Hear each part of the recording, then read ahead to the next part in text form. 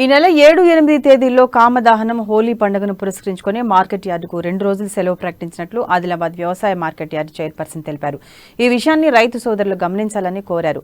తిరిగి 9వ తేదీన కొనుగోళ్లు యథావిధిగా ప్రారంభమవుతాయని పేర్కొన్నారు.